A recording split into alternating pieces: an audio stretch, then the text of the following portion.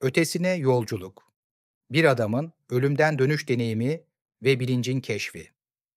Ön söz, bilinmeyene doğru kaderin bir oyunu. Hayat, bizi bilinmeyene yönlendirme konusunda tuhaf bir yeteneğe sahiptir. Bazen anlayış sınırlarımızın ötesine, iterek beklenmedik deneyimlere sürükler. Benim adım John Kelly ve burada fiziksel dünyanın ötesine geçen bir deneyimi, varoluş, bilinç ve gerçekliğin temel yapısına dair anlayışımı sonsuza dek değiştiren bir ölüme yakın deneyimi anlatmak için bulunuyorum. Her şey 1985 yılında 19 yaşımdayken başladı.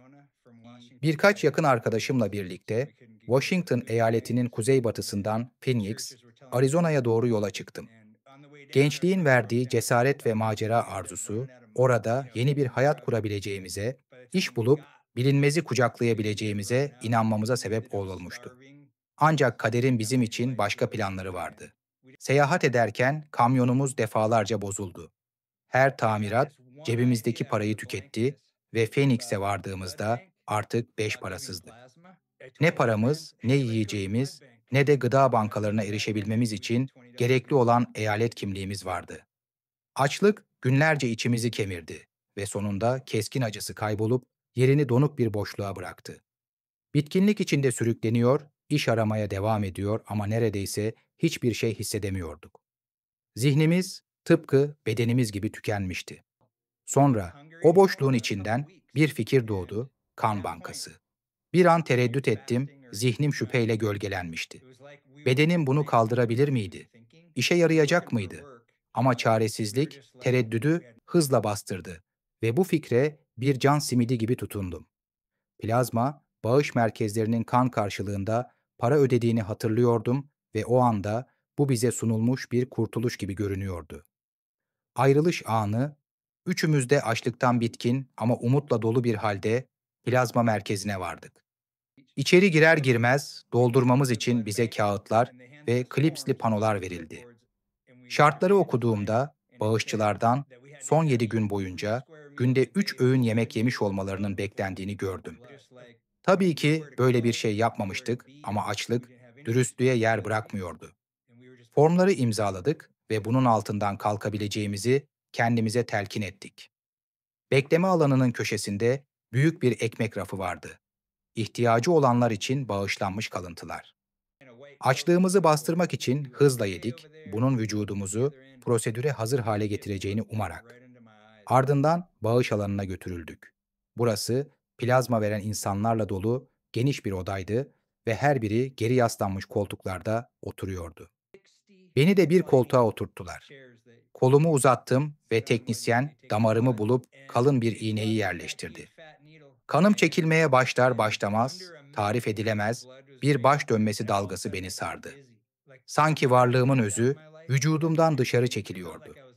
Cildimde soğuk bir ter oluştu, kemiklerime işleyen tuhaf bir ürperti yayıldı ama aynı anda yüzüm garip bir sıcaklıkla yandı. Kulaklarımda içi boş, uzak bir yankı çınladı. Dünya giderek benden uzaklaşıyor gibiydi. Parmaklarım titredi, ardından uyuştu. Göğsümün içinde tuhaf bir baskı oluştu. Görünmez bir ağırlık üzerime çöküyor, beni bilincimden koparıyordu. Görüşüm bulanıklaştı. Renkler kaotik bir girdap gibi birbirine karıştı. Derin, yankılanan bir uğultu kulaklarımı doldurdu. Uzuvlarım hafifledi. Parmak uçlarımdan çekirdeğime kadar yayılan tuhaf bir karıncalanma hissettim. Sanki gerçeklikten yavaşça çözülüyordum. Gözlerim titreşerek dalgalandı. Eski televizyonların karıncalı ekranına dönüşen bir statik görüntüye kaydı. Bu tuhaf kopuş hissi beni sarsan bir korku ve kafa karışıklığı dalgası getirdi. Ama aynı zamanda uzakta bir merak da doğdu. Sanki içimdeki bir parça bunun olacağını zaten biliyordu. Başım istemsizce yana eğildi. Kendimi bilinç kaybına karşı koymaya çalışırken, odada karşı köşede duran beyaz önlüklü bir adam beni fark etti. Elindeki klipsli panoyu bırakıp kafasını kaldırdı ve doğrudan gözlerime baktı. "Sen iyi misin?" diye sormaya başladı. Ama cümlesini bitiremeden görünmeyen bir kuvvet beni bedenimden kopardı. Ötesine fırlayış. Her şey bir anda oldu. Bilinç kaybı yoktu, geçiş yoktu Kademeli bir ayrılma yoktu. Bir an bedenimdeydim.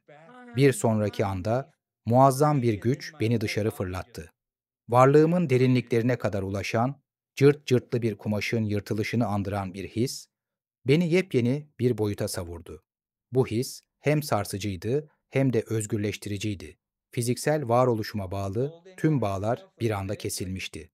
Beni sarıp sarmalayan tüm engellerden kurtulmuştum. Aynı anda hem sınırsız hem de kaybolmuş hissediyordum. Şimdi anlamsızca büyük bir hızla uçuyordum. Artık bir bedenim yoktu. Bunun yerine ışıldayan, dalgalanan, sürekli hareket eden bir enerjiye dönüşmüştüm. Sadece birkaç saniye önce bilinç kaybıyla savaşan, etten ve kemikten yapılmış bir insandım. Ama artık özgürdüm. Daha önce hiç yaşamadığım bir zarafetle hareket ediyordum. Bu his baş döndürücüydü. Kısıtlama ve engellerin olmadığı bir varoluş. Fiziksel dünyanın baskıları artık yok olmuştu. Yerini saf varlık halinin hafifliği ve özgürlüğü almıştı. Sanki ışık hızında hareket ediyordum ama hiçbir direnç hissetmiyordum. Varlığımın özü, ışıldayan, akışkan ve sınır tanımaz bir şeye dönüşmüştü. Ve kozmik boşlukta ilerlerken içimde kesin bir farkındalık oluştu, hiç bu kadar canlı hissetmemiştim. Ebedi benliğin bir görüntüsü. Boşluğun derinliklerine doğru ilerledikçe farkındalığım genişledi. Uzakta, devasa, ışık saçan ve tarif edilemeyecek kadar güçlü bir küre belirdi. Öylesine yoğun bir enerjiyle titreşiyordu ki bu boyutun sınırlarını zorluyor. Gerçekliği sanki bir balon gibi esnetiyordu. Bir şekilde bu muazzam varlığın ben olduğumu biliyordum. Ya da daha doğrusu zamandan ve mekandan bağımsız olan ebedi benliğimdi. Bu farkındalık yalnızca bir düşünce değil, tüm varlığımı kaplayan bir dalga gibiydi. Sanki her anım, her yaşamım, varoluşumun her kırıntısı bu tekil farkındalık anında birleşiyordu. Varlığımın uçsuz bucaksızlığı karşısında şaşkına dönmüştüm, ancak aynı zamanda bu bana tamamen doğal geliyordu. Uzun ve karmaşık bir rüyadan nihayet uyanmışım gibi hissettim. Beni saran derin bir huzur vardı. Her zaman var olduğumu ve sonsuza kadar var olacağımı bilen bir huzur. Bu sarsılmaz barış, sadece birkaç dakika önce hissettiğim korku, kafa karışıklığı ve dirençle tam bir tezat oluşturuyordu. Belirsizliğin getirdiği huzursuzluk tamamen yok olmuştu. Onun yerine derin bir aidiyet duygusu vardı. Sanki nihayet varoluşun kaynağına geri dönmüştüm. Bu sadece bir bilgi değil, mutlak ve tartışmasız bir gerçekti. Her zerremde yankılanan bir hakikat. Bu devasa varlığa doğru çekiliyordum. Sanki kopmuş bir parça tekrar kaynağına dönüyordu.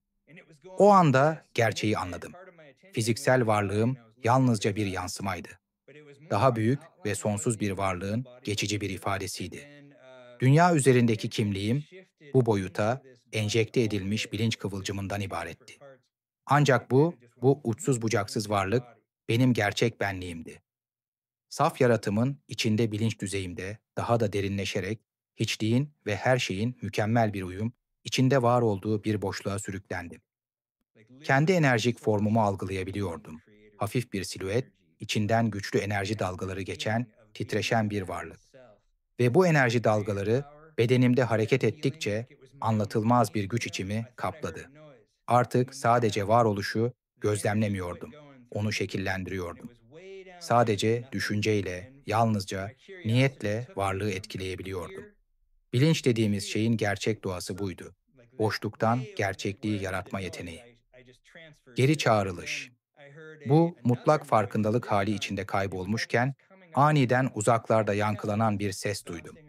Bu ses hem ürkütücü hem de tuhaf bir şekilde tanıdıktı. Ne korkutucu ne de rahatlatıcıydı. Beni çağırıyordu.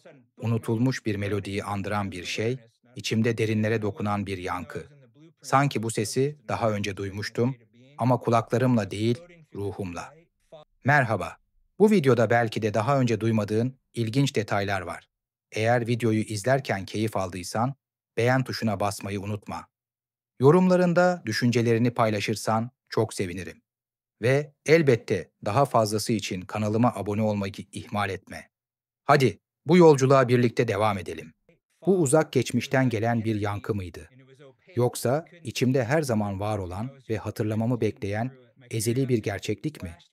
Bu ses duyduğum hiçbir şeye benzemiyordu. Mistik, yankılı ve beni geri çağıran bir fısıltıydı. Merakım beni ele geçirdi ve bir anda o sesin kaynağına doğru yöneldim.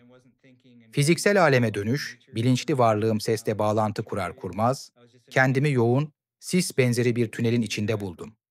Bu tünelin enerjisi kalın ve neredeyse dokunulabilirdi. Ancak hareketimi engellemiyordu. İleri doğru süzüldüm ve tam o anda ani bir çarpma hissi beni sarstı. Garip bir his bacağımın alt kısmına çarptı. Bir anda fiziksel bedenimle bağlantım yeniden kuruldu. İnsan kimliğimin farkındalığı sel gibi geri döküldü.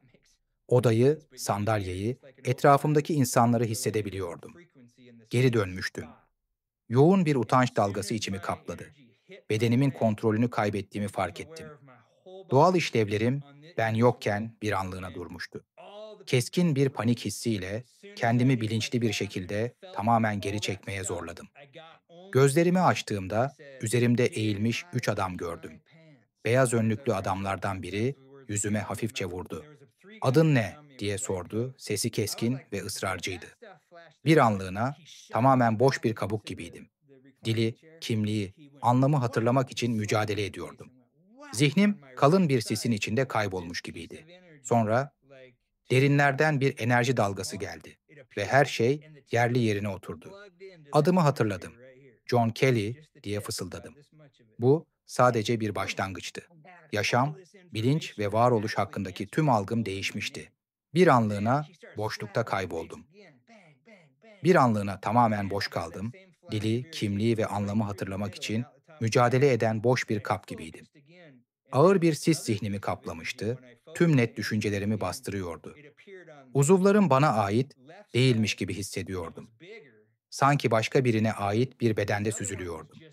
Duyularım gerçeğin ve yabancı bir boşluğun arasında gidip geliyordu. Çevremdeki dünya vardı ama aynı zamanda yok gibiydi. Tanıdık ama ulaşılamaz bir yankı gibi. Hatırlamam gereken bir şey vardı ama onu kavrayamıyordum. Sonra anahtarın kilide oturması gibi bilinçaltıma ani bir enerji darbesi çarptı ve o anda adımın derinlerden yüzeye çıktığını hissettim. "John Kelly" diye fısıldadım. Dönüşen bir hayat. İşte o an. Hayatımın tamamen yeni bir bölümünün başlangıcı oldu. Artık gerçekliği eskisi gibi göremiyordum. Bu deneyim ayrılık illüzyonunu paramparça etmişti. Artık hepimizin daha büyük bir bilinç okyanusunun birbirine bağlı parçaları olduğunu biliyordum. Yeni bir yolculuk başlıyor. O anın ardından gelen yıllarda varoluşun gizemlerini anlamaya adadım kendimi. Enerji şifası, meditasyon ve metafizik üzerine çalıştım. Fiziksel ve ruhsal olan arasındaki köprüyü kurmaya çalıştım ve şimdi 10 yıllar sonra bile o yolculuğun bilgisini içimde taşıyorum. Bu deneyimi başkalarıyla paylaşıyor, onların da kendi bilinçlerinin sonsuz doğasına uyanmalarına yardımcı olmaya çalışıyorum. Yıllar içinde birçok insanla konuştum. Hikayemi duyduktan sonra kendi farkındalıklarını keşfetmeye başlayanlar oldu. Kimi meditasyonda huzur buldu, kimi enerji ve bilinç üzerine anlayışını derinleştirdi. Özellikle bir kişi vardı, önceden tamamen şüpheci olan ama sonra arayış içine giren biri.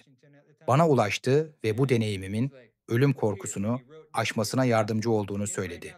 Bunun ona hayatı bambaşka bir merak ve hayranlık duygusuyla kucaklama cesareti verdiğini anlattı. Bağlantılarımız sonsuzdur. Bu tür bağlantılar bana şunu hatırlatıyor. Hepimizin yolculuğu birbirine bağlıdır. Hikayelerimiz tek başına var olmaz, onlar dışa doğru dalgalar halinde yayılır, farkına bile varamayacağımız şekilde başka hayatlara dokunur. Ötesiz bir varoluş. Eğer bu deneyim bana bir şey öğrettiyse, o da şudur. Hayat, algıladığımızdan çok daha büyük ve evrenle olan bağlantımız, sandığımızdan çok daha derin. Herkesi, kendi bilinçlerini keşfetmeye, varoluşun yüzeyinin ötesine bakmaya, içlerindeki sınırsız potansiyeli kucaklamaya teşvik ediyorum. Çünkü sonunda bizler sadece et ve kemikten ibaret değiliz. Biz sonsuzuz. Merhaba. Bu videoda belki de daha önce duymadığın ilginç detaylar var. Eğer videoyu izlerken keyif aldıysan beğen tuşuna basmayı unutma. Yorumlarında düşüncelerini paylaşırsan çok sevinirim. Ve elbette daha fazlası için kanalıma abone olmayı ihmal etme. Bu nedenle YouTube üyelik programımızı tanıtıyoruz. Bir fincan kahveden daha düşük bir ücret karşılığında YouTube'da yayınlanmamış özel ve reklamsız bölümlere erişebilirsiniz. Konuklarla canlı soru cevap etkinliklerine katılabilir, bizimle ve diğer ÖYD deneyimleyenlerle doğrudan etkileşimde bulunabilir, canlı etkinliklere katılabilir ve en önemlisi kanalımızın bu önemli deneyimleri dünya çapında ortaya çıkarmaya yönelik sürekli çabalarını desteklemiş olursunuz. Hadi bu yolculuğa birlikte devam edelim.